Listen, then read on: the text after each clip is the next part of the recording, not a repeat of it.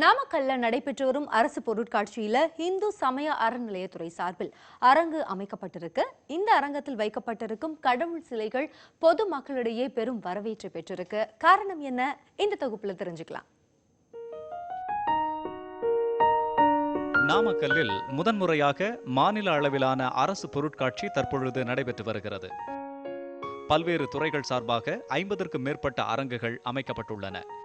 இதில் இந்து சமய அறநிலைத்துறை சார்பாக அமைக்கப்பட்டுள்ள அரங்குகளில் இந்து சமய கடவுளர்கள் சிலைகள் காட்சி பொருட்களாக வைக்கப்பட்டுள்ளன.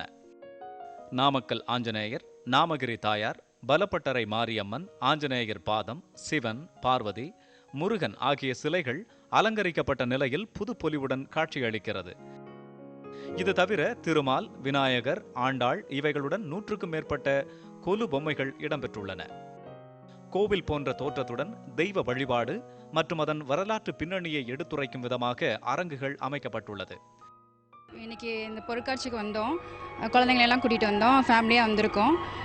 பார்க்கும்போது இந்த இந்து அறநிலையத்துறையில் இந்த சாமிகள் இதெல்லாம் வச்சுருந்தாங்க.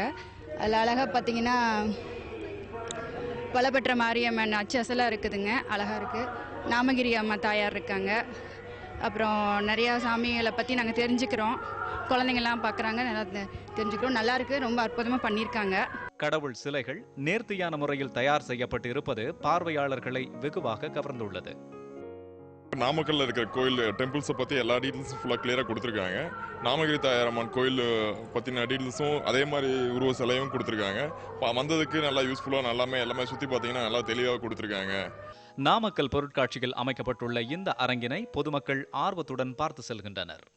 நாமக்கல் அரசு பொருட்காட்சியில் இந்து அறநிலைத்துறை மூலமாக அமைக்கப்பட்ட இந்த கண்காட்சி அரங்கில் இந்து சாமிகளையும் இந்துடைய வரலாறையும் சுற்றுலாத்தலங்களையும் குறிப்பிட வகையில் விவரங்கள் அடங்கியிருக்குது. இதை பல பேர் பார்த்து செல்கிறாங்க.